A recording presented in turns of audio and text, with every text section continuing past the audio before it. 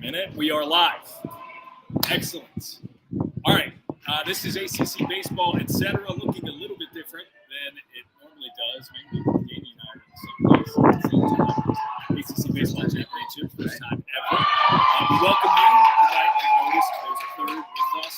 It is the slugger Brock Wilken for the first ever live edition of the show. So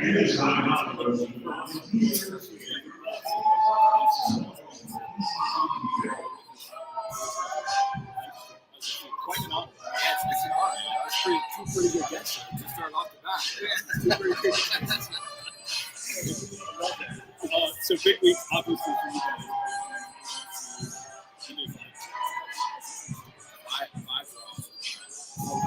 The same vibes. We got a job to do. We came here to check out one of our other boxes. You guys were catching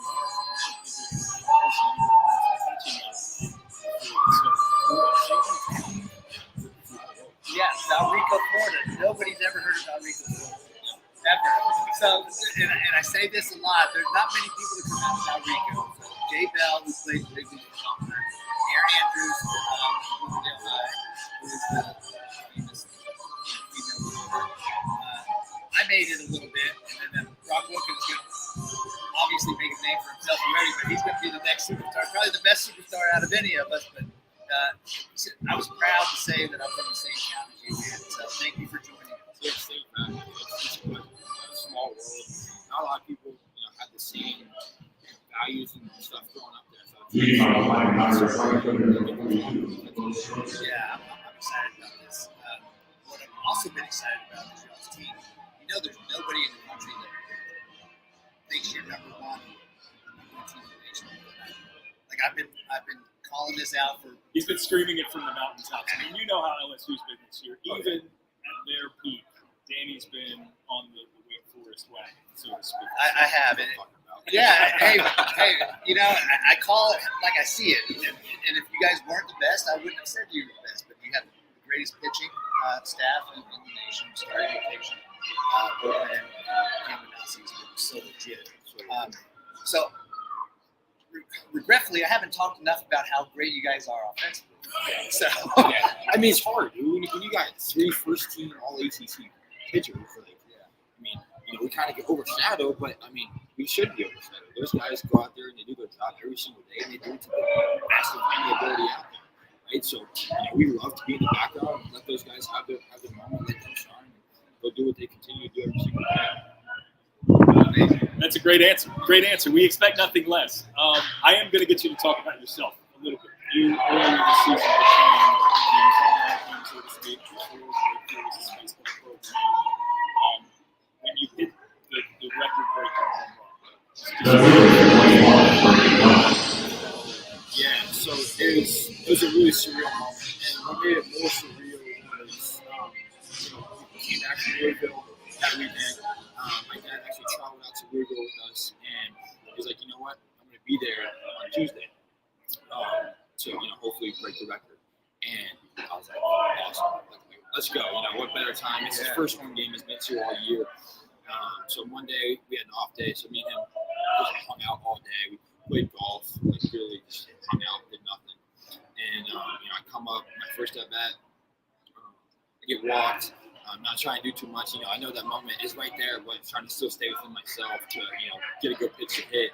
And come on my next at bat, and the guy's going heavy soft. So I'm like, all right, I'm going to see soft up and get a good pitch to hit here. And threw that slider, and I was sitting on it. I just put a good swing on it, and what makes it more surreal is you watch that first home run I ever hit, and how similar everything is in the moment. You watch it, my hand goes right up in the air, I'm going nuts around the bases, just like everything is so surreal from the first one to the record-breaking one. Like it's really cool to have that moment, and I'll cherish that moment for the rest of my life. And I don't think I've had a cooler personal baseball experience than that one. Being able to share with my teammates and talk about Cam earlier. Cam and I was going and getting that ball as soon as I hit it. That's my best friend. So being able to share that moment with him is really special. You have plenty more moments coming in your baseball career, obviously. Did you get a chance to see your dad right after that, or did you have to wait till after the game? I did. I told Cam I don't like to be in the crowds, so I told Cam I was like, find my dad for me. So he told me where he was, and the next half inning we got on defense, and they put over the loudspeakers. They put a little graphic up on the screen, and I find my dad, and I just give him a little point, and he just pounds his fist, and he just pounds his little chest. It's what we used to do when we were younger.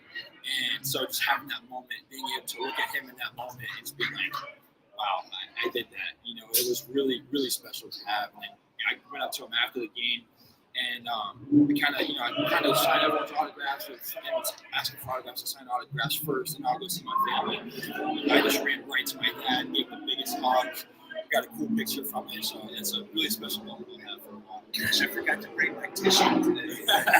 Like, this is emotional, and I've got some emotional questions for you throughout the time we have here with you. So I don't know, man. I get choked up and stuff. Yeah. Let me ask you this one. This is a little personal.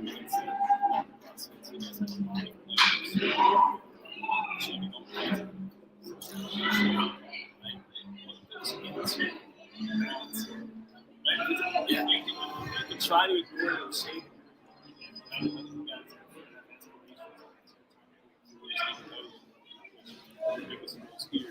as well. Between you and other players, whether it's came right? Like sort of balancing, okay, we're here to achieve what we want to achieve individually, but also I think that's everyone's goal is to get beyond college and get to the next level, especially with the talent and people that we have on our team. And we have this word, mudisha, and it's finding joy in other people's success. And I think that's a really key word for our team because that's who we are. We find joy in other people's success. And once you take that mindset, you take that value system, I'm passing the bat off to the next guy for him to succeed. That takes a lot of pressure off yourself. And you can just go out there and play and have fun with your best friends. Like, honestly, that's something that I take for granted sometimes. So being able to do that with guys like Red, guys like Cam, Kurtz, guys being able to myself finding as much joy in their success as I do my own.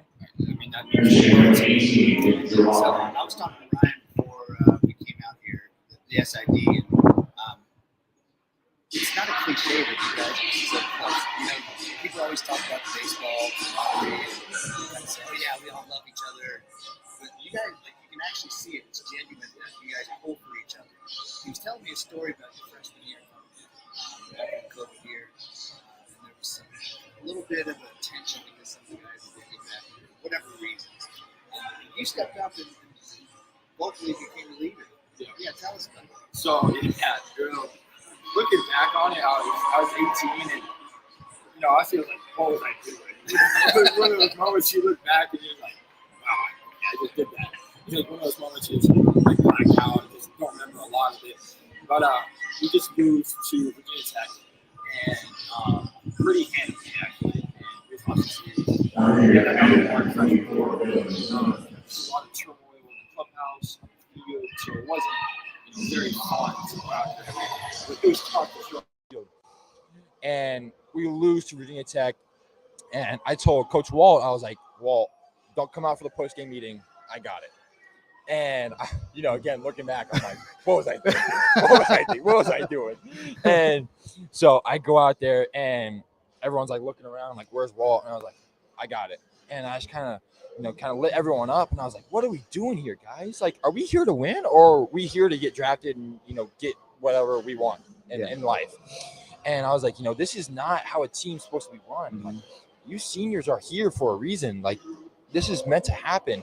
COVID screwed a lot of people. Yeah. And you're one of them because you could have got drafted very high out of the high COVID school. year. Yeah. So, I'm just a very competitive person. So that really irks my edge when we're not there to compete and win and just get individual success. Right. So that was kind of what happened. And from then on, a couple of seniors came up to me afterwards and were like, thank you for stepping up. We needed you to step up and take the reins. And I was like, all right, well, I guess it's my time now. Some you know? people just born leaders, man. Yeah. That's it. That's So it.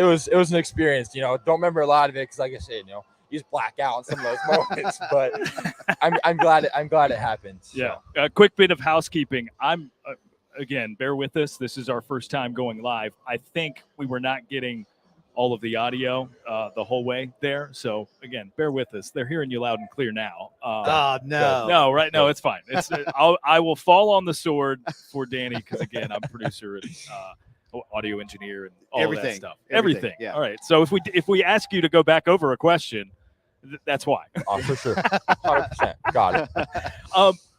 How I'm asking about like sort of individual mindset stuff, given the goals that you guys have already accomplished and what's to come and what's left to the boxes to check, as you mentioned them earlier.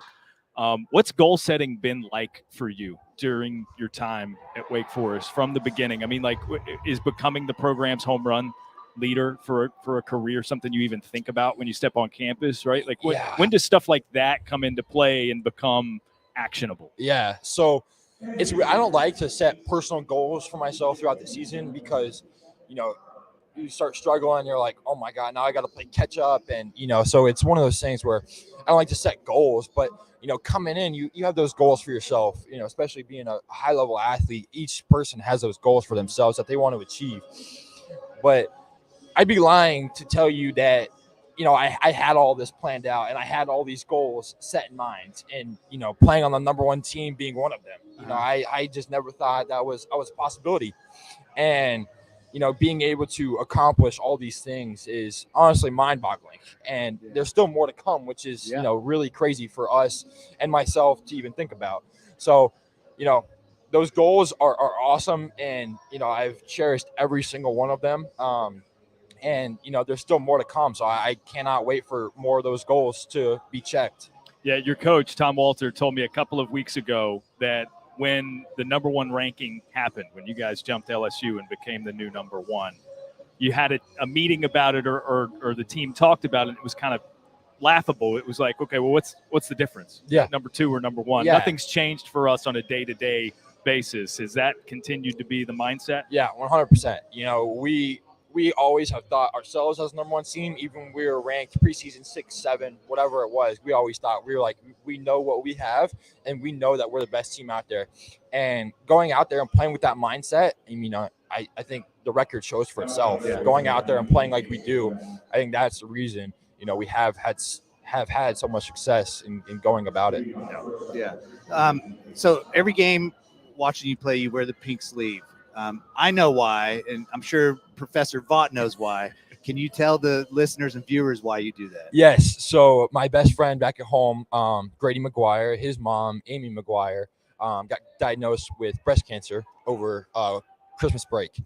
And she's one of the strongest people I know. Like, fit, active, runs every day, just like so strong. I've never seen her cry, never seen her get angry. She's always just happy, goes with the flow, like, and she's my second mom. Yeah. And I love their family to death. Like, he's going to be my best man at my wedding if it wasn't for my two brothers, like my guy. And, you know, when she finally came over to our house right after she just had the biopsy, she broke down and as she gave me a hug. And when I tell you I broke down right after that, I was like, man, this is terrible. This is terrible. And I wanted to do something in honor for her. So, you know, I got her name on that pink sleeve. And, you know, it's going to be pretty special because she's coming up with my mom this weekend. And it'll be the first time she's been able to see me play in person this year. So, oh my gosh, it'd be that much more surreal. Wow, that is. See, I told you I should have brought some tissues, man. Yeah, that's amazing. I would love to meet your family, man. They sound like just a great. You had a great upbringing. I did, and that's amazing. I'm sorry to take over here for a second, Darren. Yeah, you go ahead. And this other story, like I wanted to talk about, like really, I don't know. It hits me pretty hard because college athletes aren't supposed to care about anything else but themselves. Right. I mean, let's be honest. If somebody asks you to do something, you're more than willing to do it. But there's things that you've done on your own, taking that initiative. And there's a story about you writing letters to a couple kids, right? Yes. Can you tell us about that? I don't know if Darren knows this. Yes. So there was a guy, he's one of our coaches. He comes to a lot of camps, and I help out a lot of the camps. Mhm. And I've seen the kids at the camps, and their dad just recently passed away in a crazy accident. And me being the person I am, I always put others first before myself. And, sometimes that's a good thing. Sometimes that's a bad thing. But, I really connect with kids. I love kids. And I think that's what I was put on earth to do, play baseball and be around kids and teach them baseball, just teach them life, whatever it may be.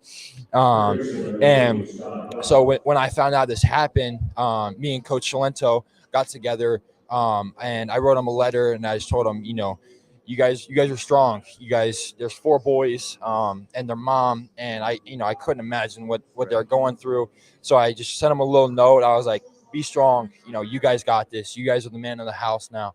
You guys can go about this. And, I know your dad and how he raised you guys, and how he raised you guys. You guys are going to be great men. And you did this on your own. Yes, sir.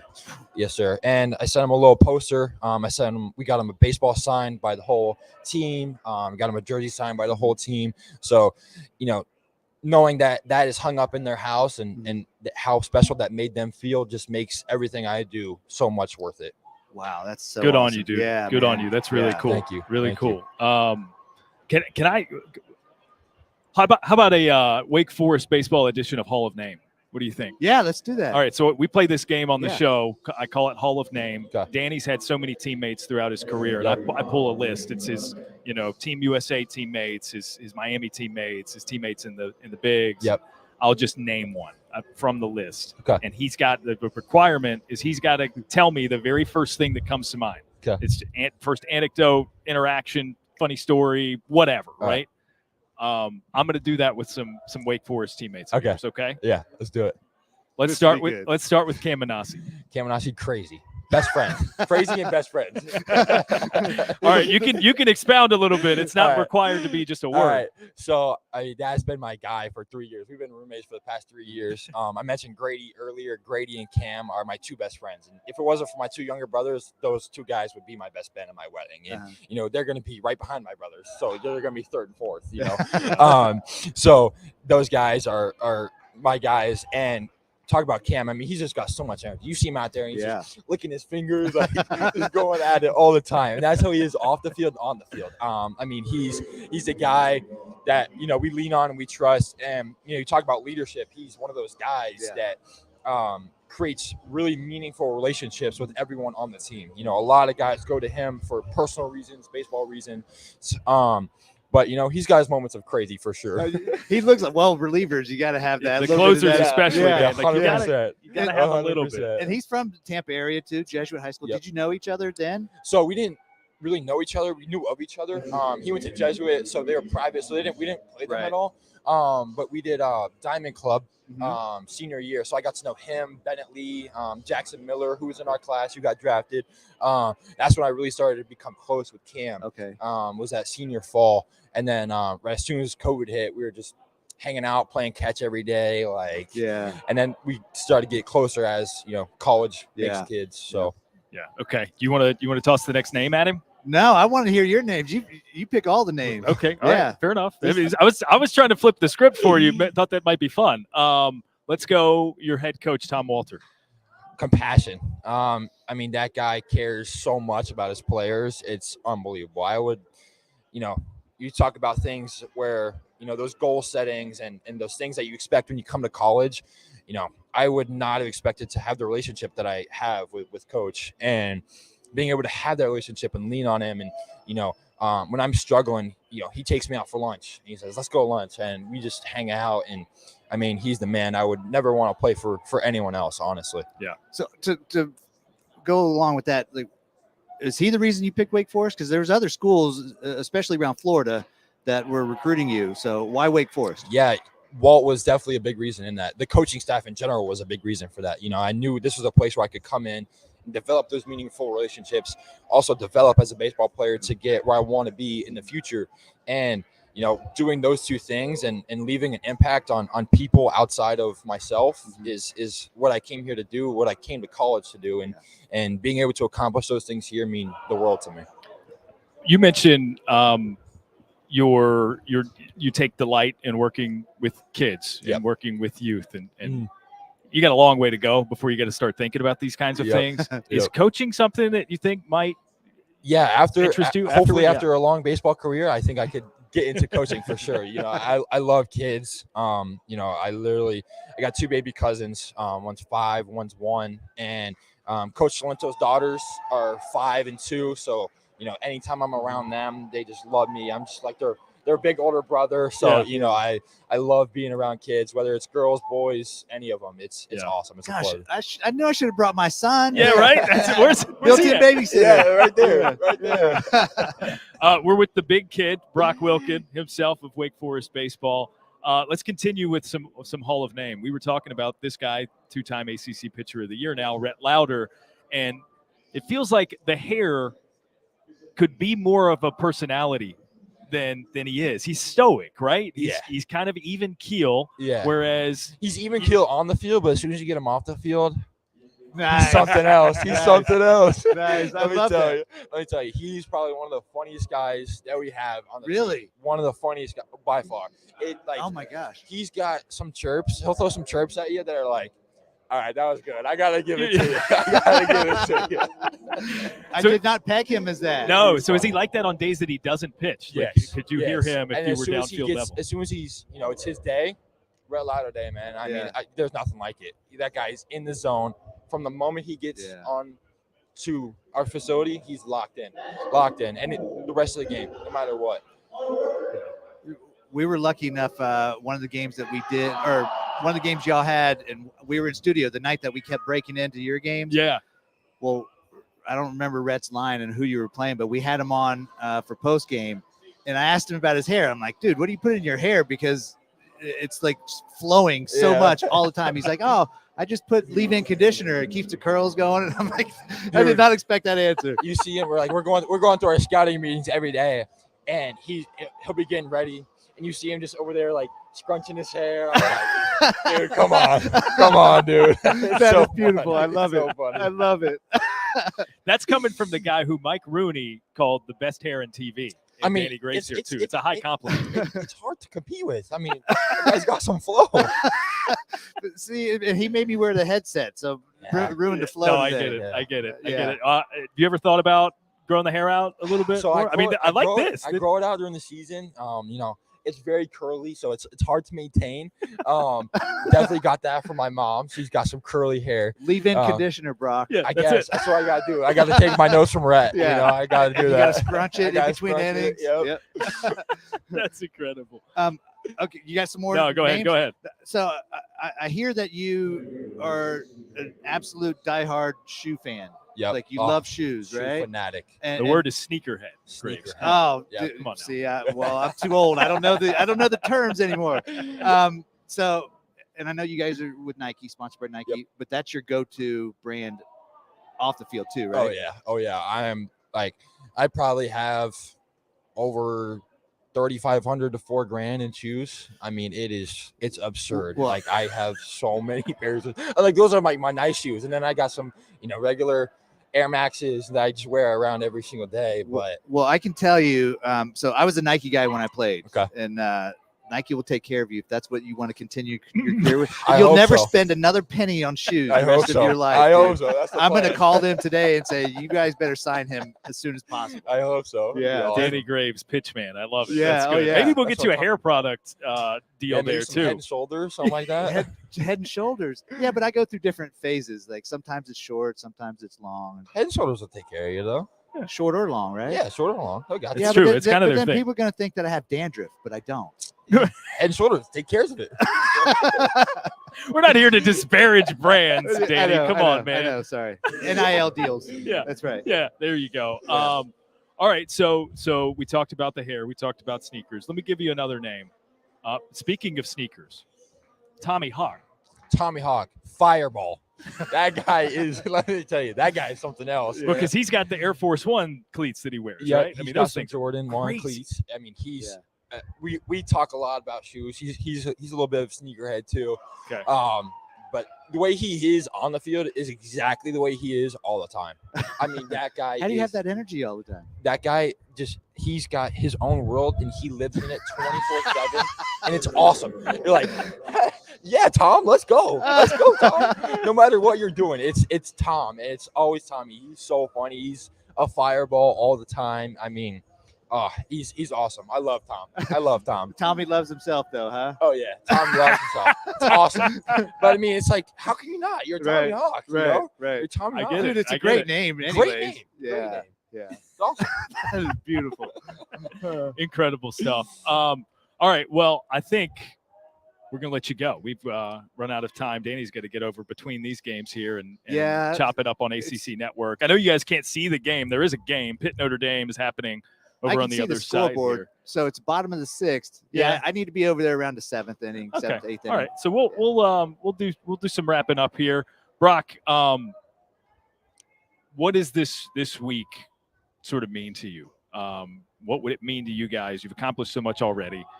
Projected to be number 1 overall seed come NCAA regional time when the seeding is announced. But how much emphasis are you guys putting on we're here to win the ACC title? Even though, like, grand scheme of things, you'll be fine if you don't. For sure. I think we put as much emphasis on this as we do everything else. And I think that's what makes us so good is we don't take anything for granted ever. And taking nothing for granted will get you caught up in a lot of different things. And I think that's something that we learned from COVID is, take nothing for granted ever. And COVID changed a lot of that for us. And being able to never take anything for granted, I think that's what makes us so good, and being able to go out there and compete and win like we do every single day. Yeah. Great. You got anything else, Gravy? No, I'm in awe, man. I'm in awe. You're a great dude, man. And I love to see that out of the college kids coming out. And I'm going to follow your career, and just good luck to you, man. Awesome. Thank you so much. I think you're such an awesome dude. Thank you. I appreciate it. I Cool. appreciate Brock, you guys. good to see you again, man. Yes, sir. Glad we could chop it up Thanks since for having me, boys. last Yeah, summer I with the appreciate it. collegiate team. So Yes, sir. it's good to see you Yes, in sir. person. Best of luck out there Thank you. this week, and appreciate you stopping by. Yes, sir. I'm going to get a picture with him when I get off this headset. If my hair you gotta, looks good. you gotta get the comb out. Get the comb out. All right, we're gonna fix Danny's hair and get a pic with Brock. But appreciate you guys joining.